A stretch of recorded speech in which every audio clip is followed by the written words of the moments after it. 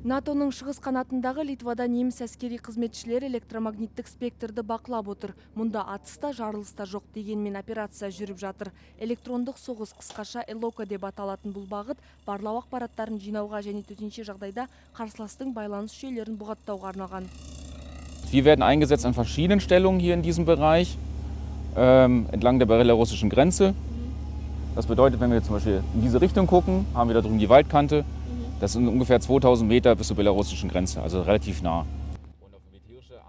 Қауіпсіздік мақсатында Кристиан өзінің жүзін көрсетпейді және бүркеншік атын пайдаланады. Нақты жабдық көліктің ішінде жасырылған. Бөлімше электромагниттік спектрді өлшеп, ондағы өзгерістер мен кедергілерді анықтайды. Қажет болған жағдайда олар қарсыласқа қарсы электрондық шабуылды жасай алады.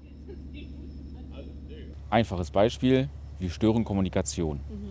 Aber in zeitkritischen Momenten. Das ist beim Feind, wenn ich irgendwas schnell zu koordinieren habe. Ich fahre jetzt nicht links rum, sondern rechts rum. Und wenn ich dann im richtigen Moment den Störer einsetze und die Kommunikation abbricht, fahren doch alle links rum und nicht rechts rum. Informationsvorsprung, das ist der wichtige Punkt dabei. Wir sind nur für die Mission. Алайда қазіргі уақытта электрондық соғыс күштері тек бақылау жүргізіп, ақпаратты орталық орынға жіберіп отыр. Олар барлау мәліметтерін жинауда. Hier sehen Sie das KNW, das Kleinstnetzwerk, das Gehirn des Ganzen.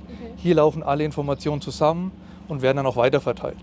Dass die Informationen, die benötigt werden, so schnell wie möglich an der richtigen Stelle auch ankommen. Арқасына 30 келі жүк артқан бұл мамандар өздерінің жеке байланыс желісін жылдам құра алады. Мұндай жүйе бұған дейін Аар аңғарындағы су тасқыны кезінде де қолданылған. Als gar nichts mehr ging, konnten wir hier ein zellulares Netz aufbauen, damit da auch die Kommunikation zwischen allen Blaulichtkräften gegeben war. Электромагниттік өрістегі деректер және олардың қозғалыс жолдары бұл жаңа көрінбейтін құндылық бүгінде Бундесвер тарапынан Беларусь шекарасындағы барлау жұмыстары үшін пайдалануда.